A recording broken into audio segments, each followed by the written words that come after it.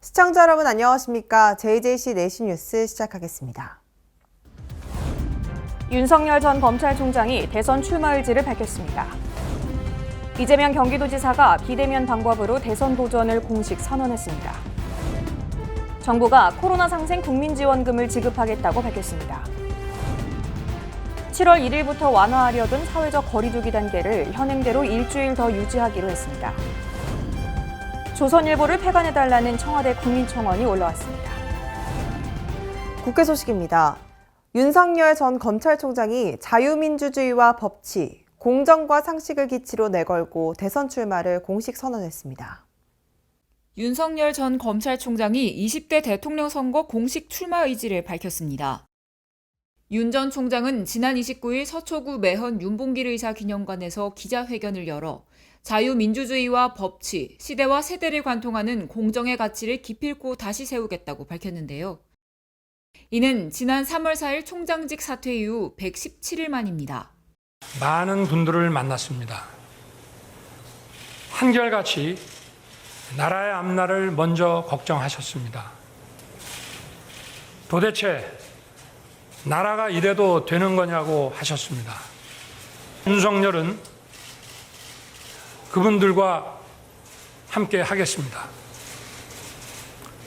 산업화와 민주화로 지금의 대한민국을 만든 위대한 국민, 그 국민의 상식으로부터 출발하겠습니다.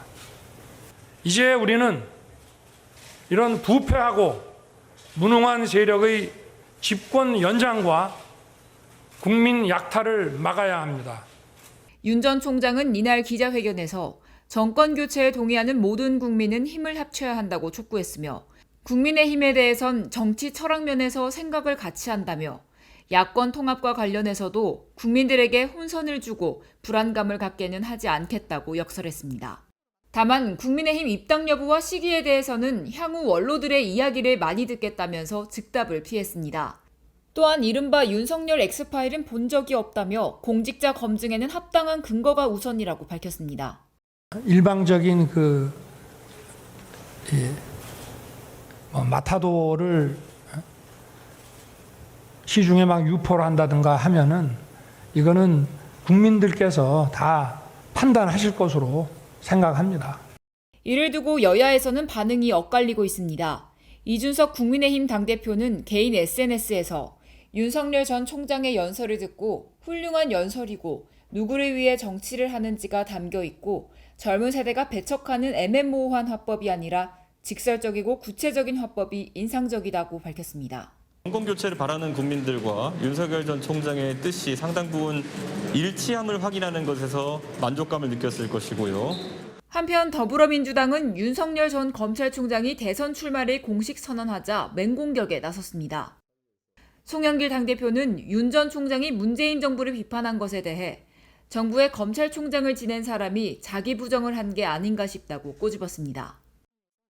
이어 윤호중 원내대표는 무능한 검사의 넋두리라고 언급했으며 정창래 의원은 10원짜리 한 장 값어치 없는 선언문이었다고 비판했습니다. 공개된 그 사실만으로도 윤석열 전 총장은 대권 꿈을 가져서는 안 될 부적격한 분이에요. 잘 씌워진 포장지도 벗겨지는 건 결국 시간 문제다. 앞으로 대선까지 약 8개월 남은 상황. 여야 유력주자들이 대선 출마를 선언하며 민심 잡기에 돌입한 가운데 국민의 선택이 어디로 집중될지 주목되고 있습니다. 지난 1일 이재명 경기도지사가 비대면 방법으로 대선 도전을 공식 선언했습니다. 지난 29일 윤석열 전 총장의 대선 출마 선언에 이어 1일 이재명 경기지사도 비대면 영상 공개 방식으로 출마를 선언했습니다. 이 지사는 새로운 대한민국, 이재명은 합니다라는 슬로건을 내세워 유튜브와 페이스북을 통해 출마 선언을 공식화했습니다. 대한민국은 민주공화국이다. 대한민국의 주권은 국민에게 있고 모든 권력은 국민으로부터 나온다. 대한민국 헌법 제1조를 읽으면서 두렵고 엄숙한 마음으로 제20대 대한민국 대통령 선거에 출마를 선언합니다. 이 지사를 포함해 더불어민주당 대선 주자는 9명으로 확정됐습니다. 더불어민주당의 대선 예비후보로는 추미애, 이광재, 이재명, 정세균, 이낙연, 박용진, 양승조, 최문순, 김두관이 나섰습니다. 지난 1일 경선 레이스가 본격화한 후 처음 한자리에 모여 공명선거 서약식을 가졌습니다. 송영길 대표와 윤호중 원내대표, 이상민 선거관리위원장의 인사말에 이어 후보자들은 공명선거 실천을 약속하는 서약식을 진행했습니다. 민주당은 9일부터 4일간 예비경선을 거쳐 11일 본경선에 나설 후보자 6명을 최종 결정할 계획입니다. 정부가 2차 추가 경정 예산안을 통해 코로나 상생 국민지원금으로 소득 하위 80%에 1인당 25만 원씩 지급하겠다고 밝혔습니다. 지난해 전국민 재난지원금에 비해 대상도 금액도 줄어들었는데요. 자세한 내용 전해드립니다. 코로나 피해 회복을 위한 재난지원금 지급이 결정됐습니다. 지난 2일 정부는 적자 국채 발행 없이 추가 세수로만 33조 원 규모의 2차 추경안을 국회에 제출했습니다. 2차 추경이 이번에 오늘 제출됩니다. 저희 당에서는 이 2차 추경을 잘 검토해서 모든 서민들에게 또 소상공인들에게 실질적인 도움이 될 수 있도록 신속히 처리하도록 노력하겠습니다. 민주당은 이달 안 임시국회에서 통과시킨다는 계획이며 재난지원금의 범위는 소득 하위 80%입니다. 기존 정부가 고수한 하위 70%와 여당의 전국민 지급에서 각각 한 발씩 물러나 소득 하위 80%에 지급하기로 결정됐습니다. 여당은 하위 80% 수준인 연소득 1억 원, 건강보험료 납부액을 기준으로 선정했습니다. 나머지 상위 20%에 대해서는 신용카드를 쓰면 그중 일부를 돌려받는 캐시백 형태로 지원하기로 했습니다. 이와 함께 기초수급자와 차상위 계층 등 소득이 낮은 300만 명에 대해서도 추가 지원할 방침입니다. 해당 기준에 따르면 1인 가구 기준 월소득이 365만 원 이하, 2인 가구 617만 원 이하, 6인 가구는 1,325만 원 이하가 해당되며 한 사람당 25만 원에서 30만 원 정도를 받게 됩니다. 소득 하위 80%의 대상은 4인 가구 기준 연소득이 약 1억 원 이하가 해당되며 한 사람당 25만 원에서 30만 원 정도를 받을 것으로 알려졌습니다. 1차 추경에 이어 사실상 전국민 지원금을 지원한다는 것에 의미가 있다 할 수 있겠습니다. 적자 국채 추가 발행 없이 초과세수를 활용해 편성한 것이며 또한 세출 증액 기준으로는 역대 최대 규모의 추경입니다. 재난지원금은 정해진 기간에 전통시장과 지역상권, 중소규모의 온라인 쇼핑몰 등에서 사용하도록 하는 방안이 논의되고 있습니다. 코로나 방역에 따른 소상공인 피해 지원금은 약 113만 곳에서 최대 900만 원까지 지급되나 일각에선 고소득자 배제는 또 다른 차별이라는 비판의 목소리도 나오고 있습니다. 이에 국민의힘은 추경의 필요성은 일부 인정하지만 자영업자, 소상공인 등 더 피해를 입은 계층에 선별 지원을 해야 된다고 주장하고 있습니다.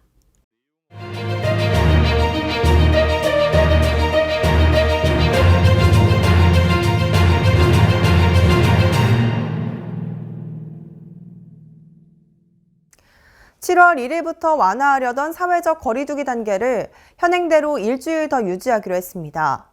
정부는 자영업자 등의 고충을 덜어주기 위해 거리두기 단계를 완화할 예정이었으나 30일 기준 서울 확진자는 올해 최다였는데요. 현 상황에 대한 앵커 브리핑 시작하겠습니다. 먼저 A일보는 코로나19 급증세는 심각하다고 말했습니다. 술집과 음식점을 이용했던 20대와 30대 젊은 층에서 확진자 수가 빠르게 증가했다며 전문가들은 자칫하다가는 하루 확진자가 1,000명대로 올라갈 수 있다고 우려의 목소리를 냈습니다. B일보는 새 거리두기 정책을 당초 예정대로 시행할 방침이었던 정부는 수도권 지자체들이 일주일간 현행 거리두기 체계를 유지하고 감염 상황에 따라 이에 연장 여부를 검토하겠다고 자유결정하자 이를 존중하겠다고 밝혔다며 규제 완화가 보류된 것은 생업과 일상으로의 복귀를 염원했던 자영업자들과 시민들에게는 실망스럽기 그지없는 일이겠지만 현실을 냉정히 평가한다면 불가피했다는 점을 받아들일 수밖에 없다고 말했습니다. 마지막으로 시일보는 감염 확산세를 감안할 때 당연한 조치라고 말했습니다. 거리두기 단계 완화 방침을 두고 지난 일주일여 동안 계속 논란이 일단락된 만큼 정부와 방역당국은 우선 델타 변이의 해외 유입 차단에 주력하며 밀집, 밀폐, 밀접 시설들에서 방역 수칙을 철저히 이행토록 현장 점검을 강화해야 할 것이라고 강조했습니다. 고강도 규제 조치로 고통을 감내했던 자영업자들의 처지를 생각하면 하루라도 빠른 거리두기 완화가 절실하지만 대유행이 다시 시작된다면 더 큰 사회적 비용을 치러야 합니다. 국민들 역시 집단 면역이 달성될 때까지 각별히 주의할 것입니다. 이재명 경기지사가 지난 1일 새로운 대한민국, 이재명은 합니다라는 슬로건을 내걸고 대선 출마를 공식 선언했습니다. 예비 경선을 거쳐 본 경선까지 2달여간 진행되는 민주당 대선 경선의 막이 오른 건데요. 현 상황에 대한 앵커 브리핑 이어갑니다.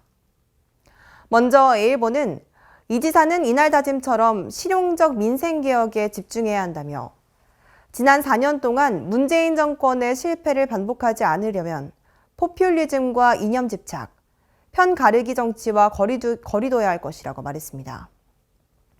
또한 표심을 얻기 위해 현금을 뿌리는 선심 정책을 무리하게 밀어붙이지 말고 지속 가능한 복지 정책을 찾아내야 한다는 말도 덧붙였습니다. 이어서 B일보는 그간 이 지사가 여권 내 1위 주자로 강세를 보여왔던 만큼 아무래도 다른 주자들이 이 지사에게 도전하는 형태로 경선이 전개될 것으로 보인다고 평가했습니다. 하지만 무엇보다 잊지 말아야 할 것은 어느 주자가 대선 후보로 선출된다 해도 정권 재창출을 장담할 수 없는 점이라며 특히 경선에서 강성 지지층을 의식해 민심과 동떨어진 당심 잡기 경쟁을 벌인다면 본선에서 중도층의 외면을 받게 될 것은 자명하다고 꼬집었습니다. 마지막으로 C일보는 실용주의를 강조하는 이 지사가 공정과 성장이라는 두 마리 토끼를 잡으려면 복지, 노동 등 모든 분야에서 균형 있는 정책을 실행하는 게 중요하다고 말했습니다. 이 지사가 지적한 대로 우리 사회의 양극화는 심화되고 있다며 탈원전, 노사 관련 정책, 복지 등에서 유연하고 균형적인 태도로 현실적인 정책과 비전을 내놓길 기대한다는 뜻을 전했습니다. 민주당 경선을 흥행시키기 위해선 국민의 삶과 직결된 이슈에 대한 치열한 논쟁과 생산적 토론이 필수적입니다. 이를 위해선 지난 4년간 국가 운영을 책임졌던 여권의 일원으로서 현 정부의 잘못이 무엇인지 철저하게 반성하는 게 출발점이 돼야 할 것으로 보입니다. 조선일보는 지난 21일 성매매 사건 기사에 조 전 장관 분열을 연상케 하는 사파를 사용해 공분을 산 바가 있습니다. 이에 조선일보를 폐간해달라는 청와대 국민청원에 20만 명 이상이 동의했습니다.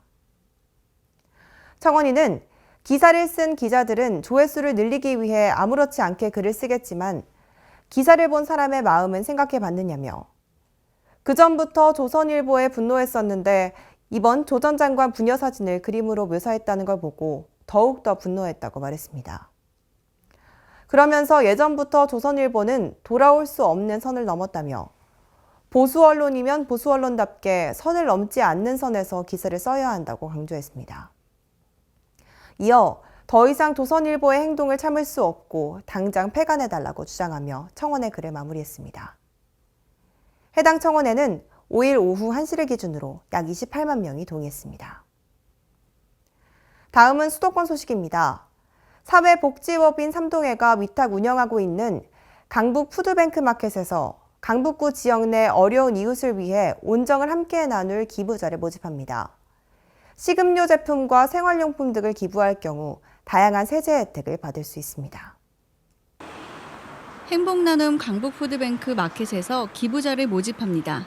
푸드뱅크 마켓은 기업이나 개인에게 받은 기부 물품을 강북구 지역 내 어려운 이웃과 단체에 무상으로 제공하는 사회복지 시설입니다. 기부 가능한 물품은 가공식품과 신선식품, 제과제빵, 음료 등의 음식료 제품과 세제와 휴지, 수건, 기저귀, 위생용품 등 법률에 지정되어 있는 생활용품입니다. 또 의류나 신발, 화장품, 문구, 가전제품 등 법률에서 정하지 않은 생활용품도 기부할 수 있습니다.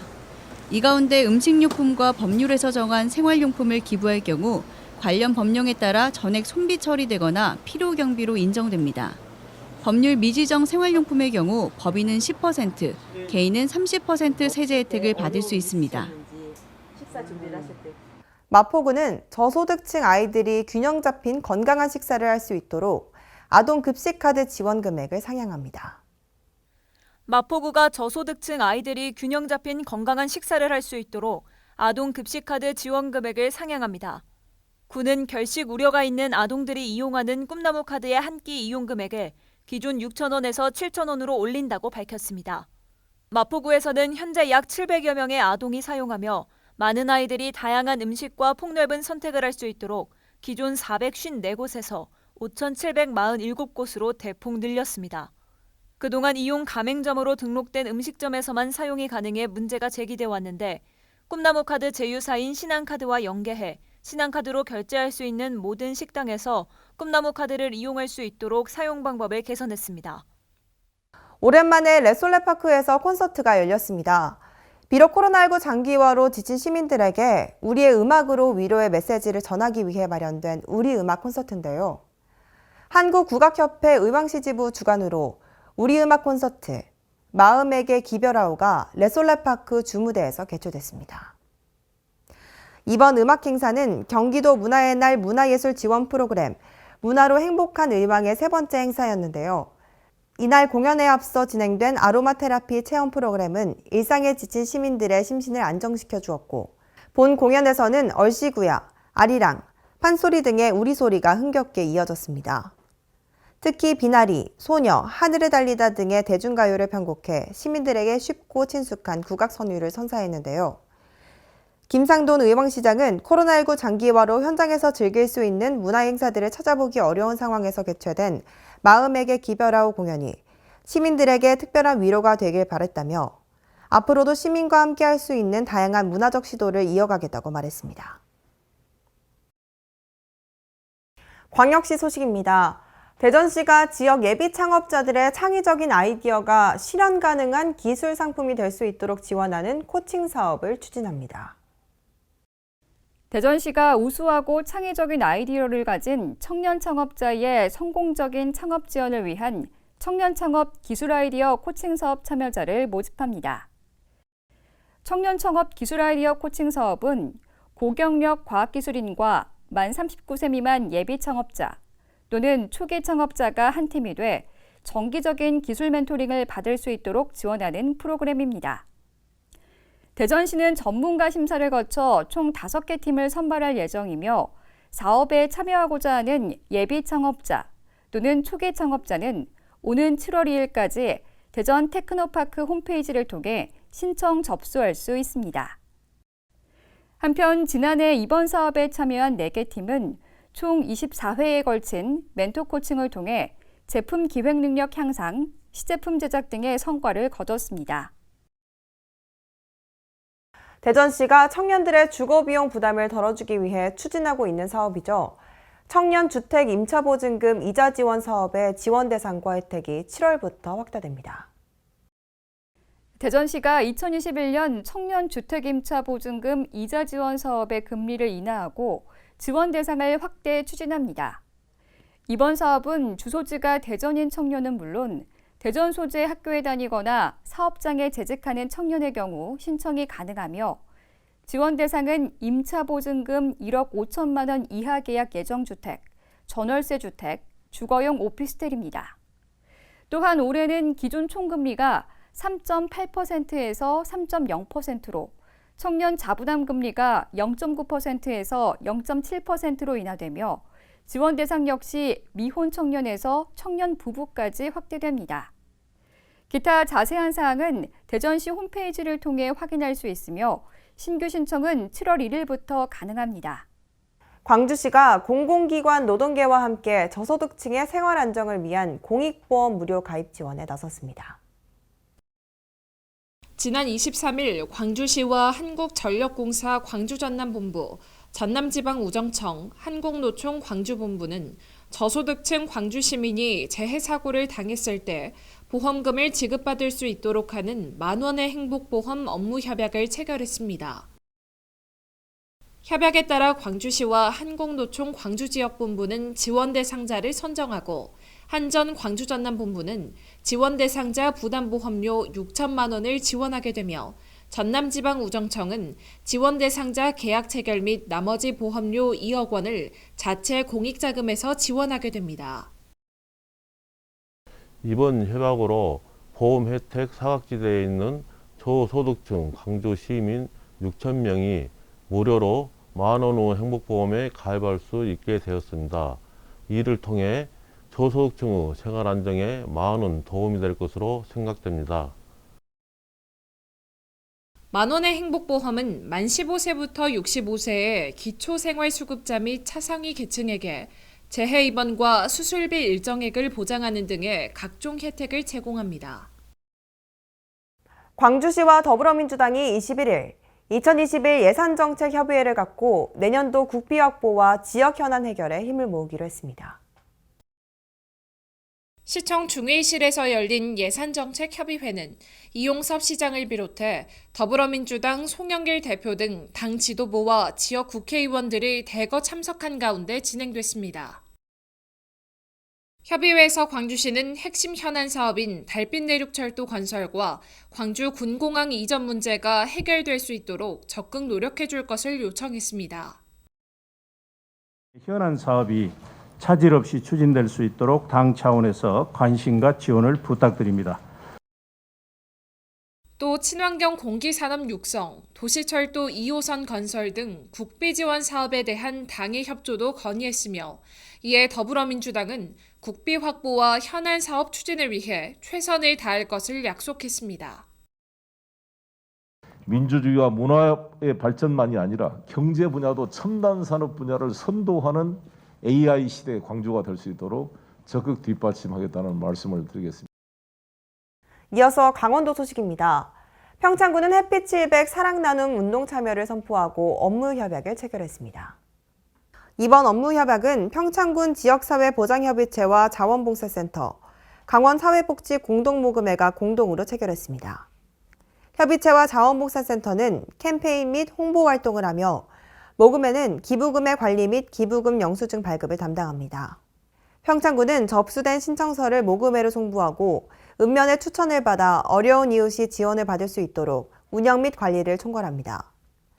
사랑나눔 운동 신청은 가까운 읍면 사무소 복지팀에 비치된 신청서로 본인이 지정한 어려운 이웃에게 실질적으로 도움을 줄 수 있으며 군민 누구나 참여할 수 있습니다.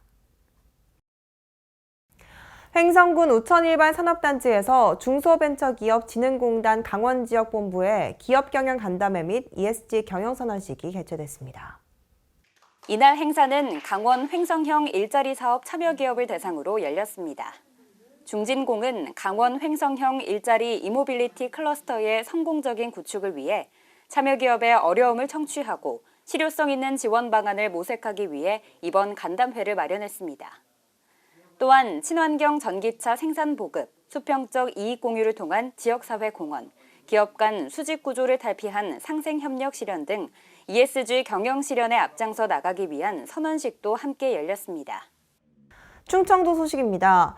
충북도는 코로나 확산 방지를 위해 1단계 사회적 거리 두기를 오는 14일까지 시행하기로 했습니다. 2년 넘게 전 세계적으로 이어지고 있는 코로나19. 정부는 일상 회복과 방역의 균형점을 찾기 위해 새로운 사회적 거리 개편안을 7월부터 시작합니다. 지난해 12월부터 이어진 5인 이상 집합 금지는 완화되고 직계가족 모임은 인원 제한이 아예 없어집니다. 하지만 충청북도는 종전 기준보다는 완화하지만 정부 기준보다는 다소 강화된 1단계 플러스 알파를 시행합니다. 최근 주간 일평균 확진자 7.3명에 변이 바이러스 확산 등의 이유에서입니다. 특히 전국 최고 수준의 외국인 확진자 비중 등 지역 상황을 감안했습니다. 이에 따라 사적 모임은 9인 이상 금지됩니다. 각종 행사와 집회는 300인 이상 금지되고 스포츠 경기장 관중 비율은 실내 30%, 실외 50%로 제한됩니다. 다중이용시설은 정부의 새 거리두기 개편안 1단계 방역수칙이 적용됩니다.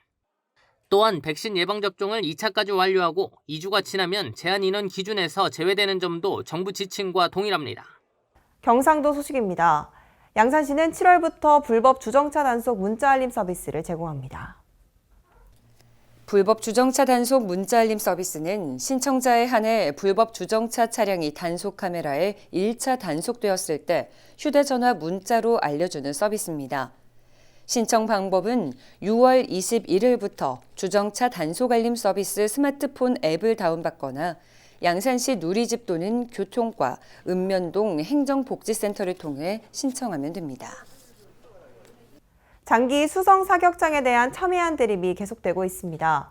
주민들은 수십 년간 유탄 사고, 화재 위험 등은 물론 큰 소음에도 노출돼 있는데요.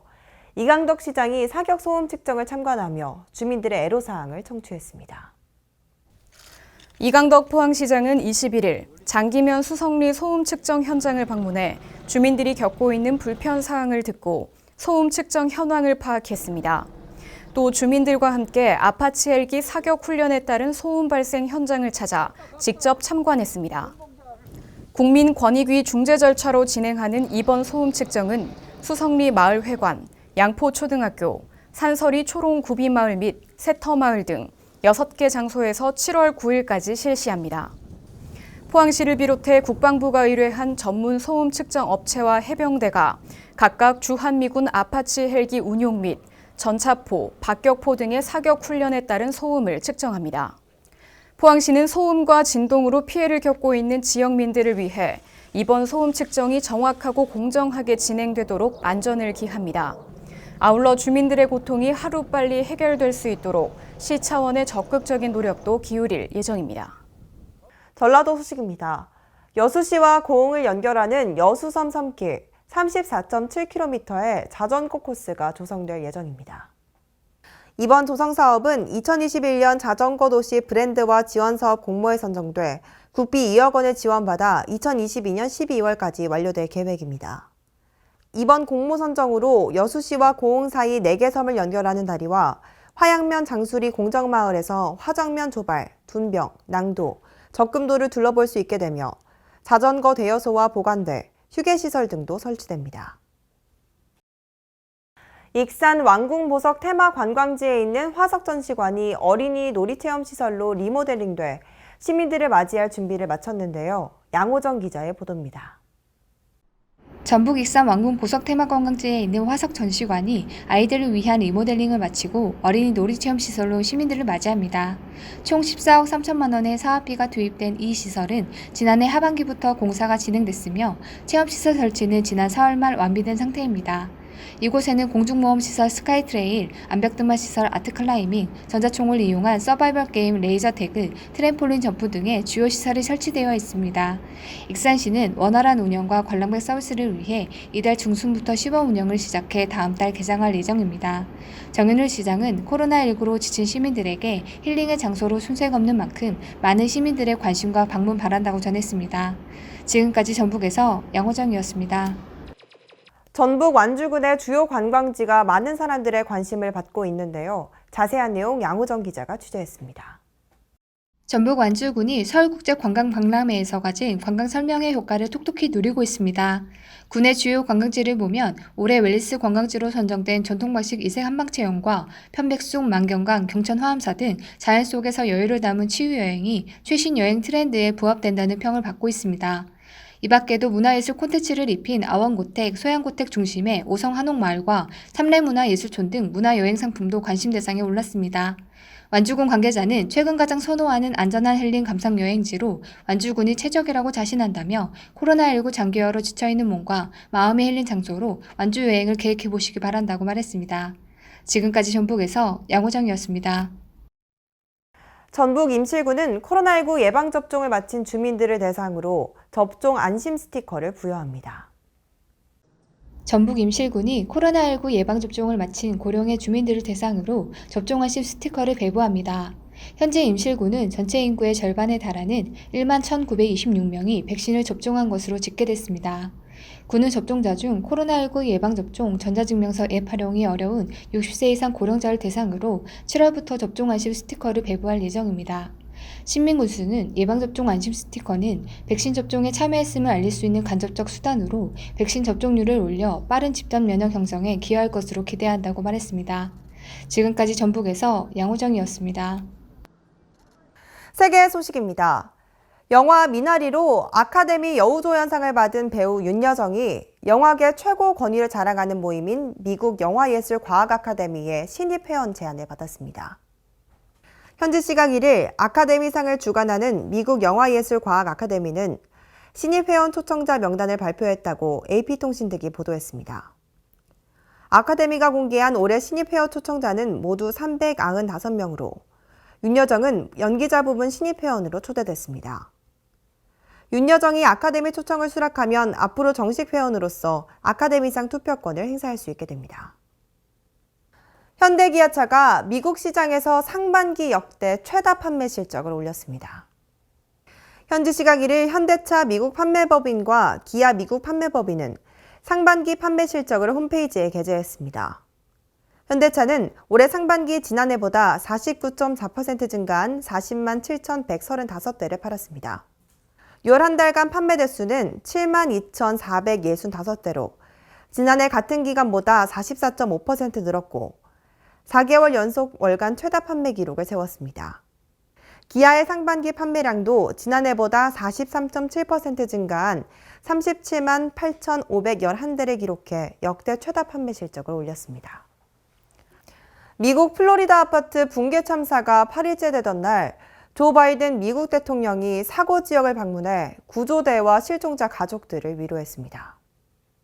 바이든 대통령은 현지 시각 1일 오전 7시가 조금 넘은 시간에 서둘러 백악관을 나서 플로리다 마이애미데이드 카운티 서프사이드로 향했습니다. 바이든 대통령은 수색 구조에 방해가 되고 싶지 않다며 방문을 미뤄왔으며 붕괴 참사가 발생한 지 8일째에 현장을 방문했습니다. 현장에 도착한 바이든 대통령은 플로리다 주지사와 마이애미데이드 카운티장 등을 만나 연방정부 차원의 적극 지원을 재확인하며 구조 작업에 총력을 기울일 것을 당부했습니다. 바이든 대통령은 이어 수색 구조대원들을 직접 만나 격려했으며 사망 실종자 가족들을 비공개로 만나고 연설도 할 예정입니다.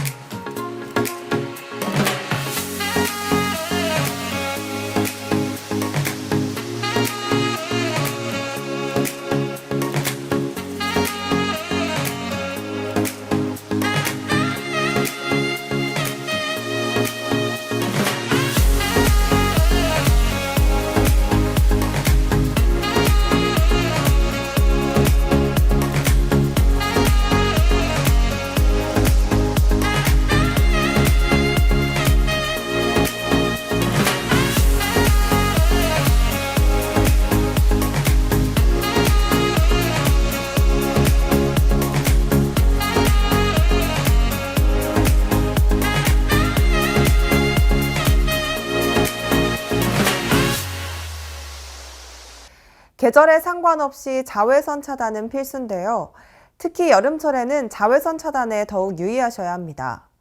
전문가들은 선크림으로 불리는 자외선 차단제를 사용하면 피부암 발생 위험을 반이나 줄일 수 있다고 하는데요. 자신의 생활 환경에 맞는 자외선 차단제를 꼭 바르시길 바랍니다. 이상 뉴스 마칩니다. 시청해주신 여러분 고맙습니다.